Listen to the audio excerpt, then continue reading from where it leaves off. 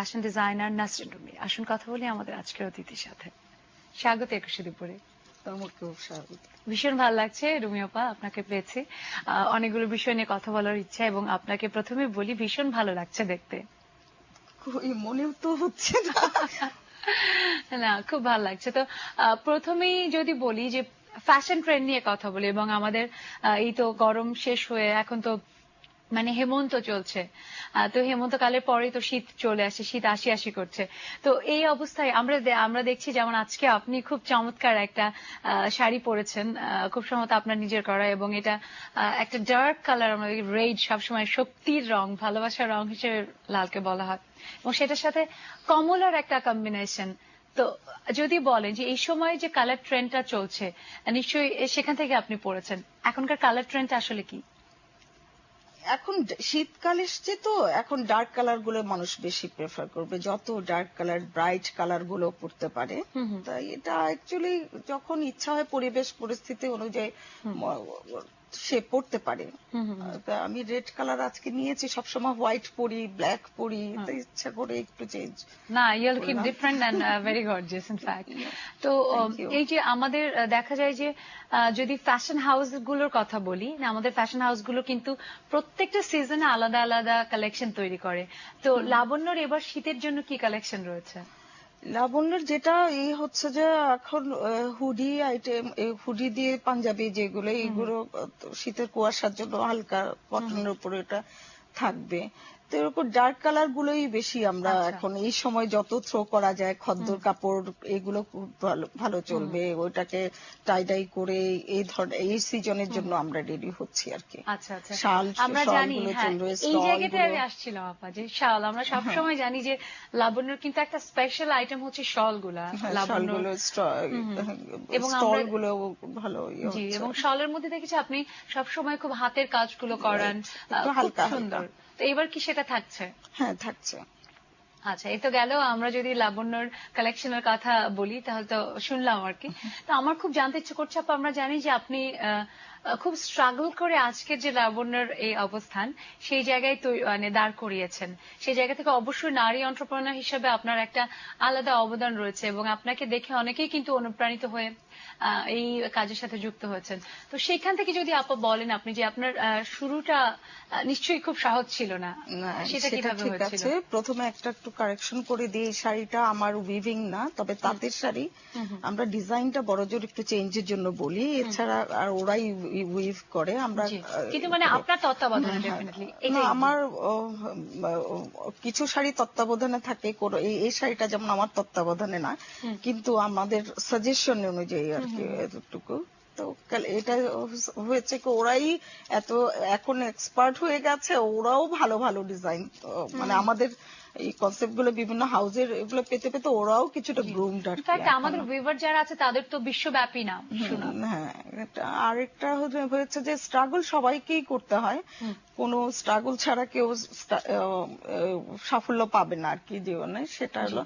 তবে আমার ক্ষেত্রে যেটা হয়েছে, আমি বলবো যে আমাদের ম্যাক্সিমাম মহিলাদের তো বাচ্চা যখন একটু বড় না হবে ততক্ষণ পর্যন্ত আবার সে ফেরত আসতে পারে না আর কি, কারণ তাদের মানে বাচ্চার গ্রুমিং এর জন্য সময় দিতে হয়। তাদের একটা বুঝার বয়স পর্যন্ত 8, 9, 10 পর্যন্ত আমাদের সেই সময়টা কিন্তু সংসারে দিতেই হয়।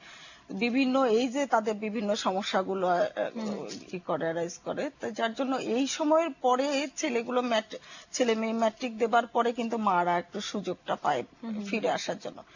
তো আমার ক্ষেত্রেও সেটা হয়েছে। আমার বাচ্চা ম্যাট্রিক দেবার পরে ইন্টারমিডিয়েটের সময় থেকে আমি শুরু করেছি, কিন্তু নিজেকে যে কোশ্চেনটা করেছেন, নিজেকে আগে কিন্তু গ্রুমড করে নিতে ফাঁকে ফাঁকে আমি সব জায়গায় কিছু না কিছু শিখেছি। এটা আমার নেক ছিল। একটা কোনো কিছু যদি আপনি লেগে থাকেন, আপনার টার্গেট থাকে, আপনি ডিসিশন যদি নেন যে আমি এই লাইনটাতে আসবো, এইভাবে আমি করব, তখন নিজেকে ওইভাবে আবার গড়ে নেওয়া আর কি। মানে সেই প্রস্তুতিটা আপনার অনেক আগে আগে থেকেই থেকেই ছিল। ছিল, তারপরে আপনি আমরা জানি যে আপনি 90s এর দিক থেকেই ঘরে বসেই অনেক কাজ করেছি, করতেন হ্যাঁ। বুটিকের। পরে তো মেলা 2003 করে তে বাসাতেই কাস্টমাররা আসতো। জি জি 2003 তে থ্রো শীতে আপনি করি, লাবণ্য থ্রো করি। আউটলেট ওপেন করলেন ফার্স্ট। Right, তো তখন থেকে তো আমরা জানি যে লাবণ্যর কিন্তু একটা ক্লায়েন্ট গ্রুপ আছে যারা লাবণ্যর প্রত্যেকটা প্রোডাক্ট খুব পছন্দ করে এবং খুব আনন্দের সাথে গ্রহণ করে। তো সেই জায়গা থেকে যদি বলি আপা, এখন যারা কাজ করছে নিজে হয়তো ঘরে কাজ করছেন, অনেকের অনেক কোর্স করা আছে কিংবা ভালো কাজের নিজেরই আইডিয়াস গুলো আছে, তারা যদি এই মানে আপনি যে বয়সটার কথা বলছিলেন, দেখা যাচ্ছে এটা ম্যাক্সিমামই হয় কি যে আফটার 30 হয়তো মেয়েদের অনেকে যারা জবে মানে ফেরত আসতে পারে না, তখন হয়তো চাই যে নিজে কিছু একটা করা, একটু সলভেন্ট হওয়া। তাদের জন্য আপনি কি বলবেন, কি সাজেশন দিবেন? ওই বাচ্চা পালার পাশাপাশি যা কিছু শেখার, এখন তো অনেক কোর্স গুলো হয়েছে, এটা যদি করে নিতে পারে এখন ভালো। তো ডিপ্লোমা কোর্স গুলো করে নিলে পাশাপাশি সেই সাথে নিজে আগে বাসাতে ক্লায়েন্ট তৈরি করা, মেলাতে পার্টিসিপেট করে নিজে আগে কতটুকু করতে পারছি সেটাতে কিন্তু ভালো একটা মানে নিজের সাপোর্ট বিষয়টা, হয়। হ্যাঁ, ফিনান্সিয়ালি বিষয়টাও যাচাই করে নেওয়া। রাইট, ওটা করে নিয়ে তারপরে থ্রো করলে সেটা আমার মনে হয় যে আর মানে হেরে যাওয়ার ভয় থাকে না।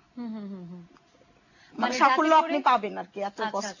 মানে যাতে করে নিজের মানে শুরুটা একেবারে পাকাপোক্ত করে তারপরে বড় জায়গায় গিয়ে তখন জানি আর কোন ধরনের কোনো প্রতিকূলতার সম্মুখীন না হতে হয়। এখানে আরেকটা ব্যাপার একটু বলিনি, আজকাল তো আমরা যখন শুরু করেছিলাম তখন অত আকারে বেশি না। আমাদের আগে আরো সিনিয়ররাও সবাই সাদা কালো, আরং তো প্রথমে, তারপর অনেকে করেছে, ওনাদের দেখে দেখে আমরা এসছে। আমাদের পরে যারা এসছে এখন ফ্যাশন হাউস এবং রাস্তা অনেকগুলো আছে যেগুলো বিভিন্ন পার্টির থেকে প্রোডাক্ট নিয়ে এসে শুধুমাত্র সেল করে, সব মিলিয়ে ফেলছে মানুষ আর কি।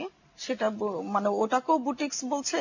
এটা এমনি বুটিক্স শব্দটা যেটা এসেছিল সেটা যাদের একটা আউটলেট ডিজাইনার প্রেজেন্ট থাকবে, কাস্টমারকে ডিরেক্টলি হ্যান্ডেল করবে এবং তার জিনিসটা রেডি করে দিবে, সেটা হলো বুটিক। এখন আমরা যেটা ফ্যাশন হাউস সেটা হলো আমাদের বিভিন্ন ব্রাঞ্চ থাকছে, আমরা আমাদের প্রয়োজনে ব্রাঞ্চটা করছে, কিন্তু আমাদের গুলো আমাদের নিজস্ব ডিজাইন, নিজের একটা ফ্যাশন স্টেটমেন্ট একটা বড় পার্থক্য। হ্যাঁ, যে ফ্যাশন হাউস অবশ্যই নিজেরা ডিজাইন করবে, তাদের নিজস্ব ডিজাইনার থাকবে, ওয়ার্কার অন্য জায়গায় সাপ্লাই ওগুলো করবে, তাদের নিজস্ব ব্রাঞ্চে সেল হবে। কিন্তু বুটিকে তো হয়তো বিদেশি প্রোডাক্টও থাকতে পারে সেখানে, বিভিন্ন রকমেরই হতে পারে, আমরা বিদেশি না ফ্যাশন হাউসে সেটা হয় না। রাইট, ঠিক, মানে এটা একটা বেসিক পার্থক্য বুটিক এবং ফ্যাশন হাউসের। আর আসলে বুটিক শব্দটা তো একটা ফরাসি শব্দ যেটা অর্থ দোকান, হ্যাঁ।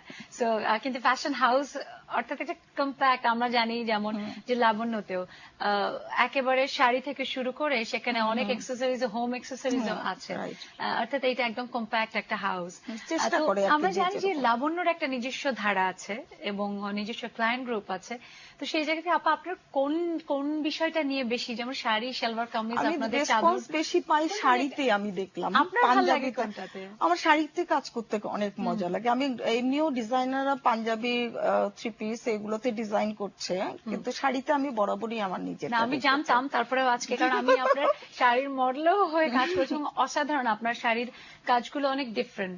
অনেকে বলেছে, যারা সবাই বলেছে এটা।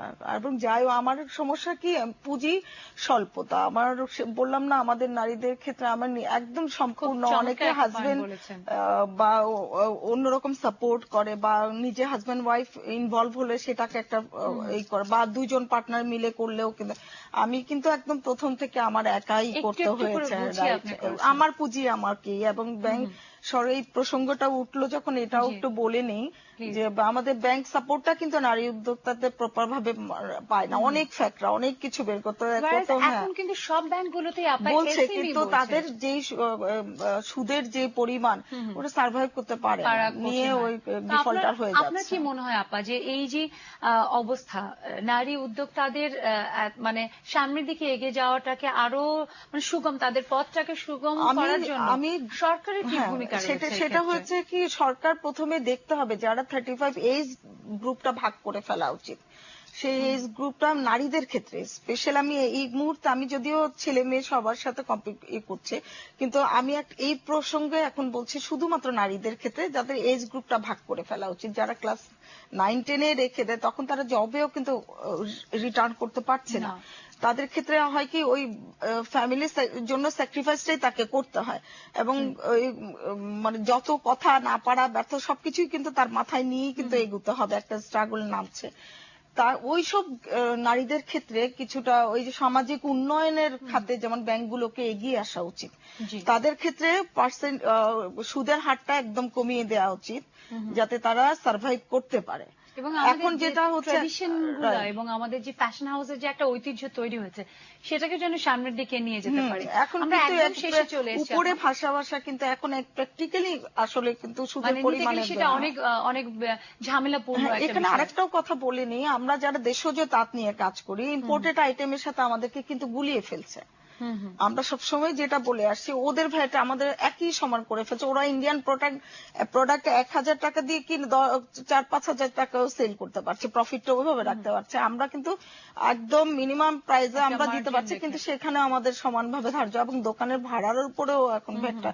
আমাদের এই দেশজ যারা প্রোডাক্টের উন্নয়ন নিয়ে কাজ করছে, তাদের এই জিনিসটা একটু সরকারকে আলাদা করে ফেলা উচিত, তাহলে কিছু একটা দেশে। আপনি খুব চমৎকার বলেছেন আপা, স্পেশালি অনেক ধন্যবাদ আপনাকে আমাদের এসে সময় দেওয়ার জন্য এবং চমৎকার একটা আলোচনা উপহার দেওয়ার জন্য। আমার মনে হয় যারা দেখছে নারীরা তারা অনেক উৎসাহিত হবে এবং সাহস পাবে আপনাকে দেখে। আপনার উপস্থাপনাও খুব সুন্দর। না, অনেক ধন্যবাদ আপা। তো আমাদের সেই সময় দেওয়ার জন্য আবারও ধন্যবাদ। আর আমাদের প্রত্যাশা থাকবে আপনিও আরো অনেক দূরে এগিয়ে যাবেন এবং আমাদের নারীদের অবশ্যই প্রতিনিধিত্ব করবেন। সবাই আপনাকে দেখে আরো অনেক সাহস পাবে। অনেক ধন্যবাদ। দর্শক, কথা হচ্ছিল আমাদের আজকের অতিথির সাথে। 21শে দুপুরে আজকের আয়োজন এই পর্যন্ত। আগামীকাল আবার দেখা হবে নতুন কোনো অতিথিকে সঙ্গে নিয়ে। সে পর্যন্ত সবাই ভালো থাকবেন, সুস্থ থাকবেন আর থাকবেন 21শে টেলিভিশনের সাথেই। শুভ দুপুর।